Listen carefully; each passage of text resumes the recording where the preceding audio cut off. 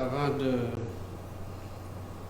venir au point concernant la mission à Séville, particulièrement la participation à la conférence sur le financement du développement, je voudrais aborder un thème lié à l'actualité nationale concernant les pertes en vies humaines que nous avons déplorées consécutivement à l'intervention de la police au niveau de Rosso et au niveau de Cambérène.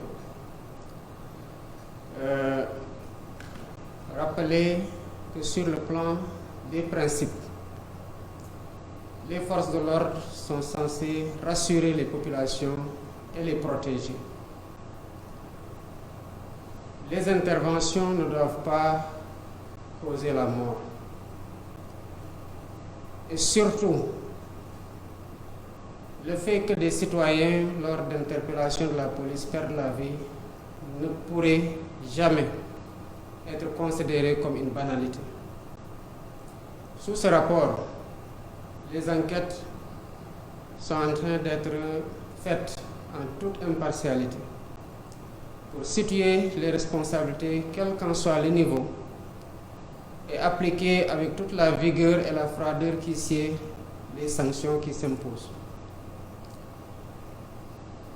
Des images que j'ai pu moi-même voir, il apparaît des scènes qui sont insoutenables et qui sont inacceptables dans le cadre d'interventions policières. On ne saurait se servir des citoyens qui ont fait l'objet d'une arrestation dans le cadre d'échauffourées contre la police ou contre un quelconque corps constitué dans les forces de défense et de sécurité. Se servir d'un citoyen interpellé comme un bouclier. Cela ne ressort pas des règles d'engagement des forces de défense et de sécurité sur le terrain. J'engage donc le ministre de l'Intérieur, le directeur général de la police, pour m'en tenir au cas présent, à mener avec diligence les enquêtes, à situer les responsabilités et à soumettre un rapport circonstancié. Et si des sanctions s'imposent, d'y aller avec toute la fermeté qu'il faut pour que ces cas puissent servir d'exemple et que plus jamais la mort dans les commissariats ou à l'occasion d'interventions qui peuvent être maîtrisées ne puisse pas être acceptée comme relevant de la normalité. Revenant sur le point de la conférence sur le financement du développement, nous y avons participé et avons défendu la position constante du Sénégal pour ce qui concerne d'abord la promotion d'un multilatéralisme inclusif, qui seul doit être le cadre d'action dans le respect du droit international pour une paix et une sécurité mondiale, sans laquelle il ne peut y avoir de développement. L'humanité, nous l'avons soutenu, ne peut tomber dans l'amnésie et laisser les vieux démons qui ont engendré la guerre dans des périodes sombres de notre histoire prendre le dessus. Encore moins accepter que tout ce qui a été bâti sur des décennies et des décennies, au prix d'efforts soutenus, quel qu'en soit le lieu, ne puisse être détruit par la guerre du jour au lendemain et que cela ne puisse faire l'objet d'une dénonciation collective et d'un retour à l'ordre mondial légal. Sur le plan de la dette, la position du Sénégal reste constante et nous l'avons défendue. Les conditions dans lesquelles les pays les moins avancés ou les pays en développement, comme on l'appelle aujourd'hui, s'endettent, ne s'accommodent pas d'un financement des priorités, puisque derrière tout ce qui est amassé en termes de ressources intérieures, y compris même souvent les ressources qui sont acquises par la voie de l'endettement, servent souvent en priorité pour garder la crédibilité de la signature du pays, à financer, à rembourser en priorité cette dette et les intérêts de la dette, au lieu de financer les secteurs clés, à savoir la santé, l'éducation est la promotion de l'emploi des jeunes et l'autonomisation des femmes. Ce discours a été le nôtre à Séville. Il le restera de façon constante tant que la voix du Sénégal portera et elle portera encore plus haut, Inch'Allah.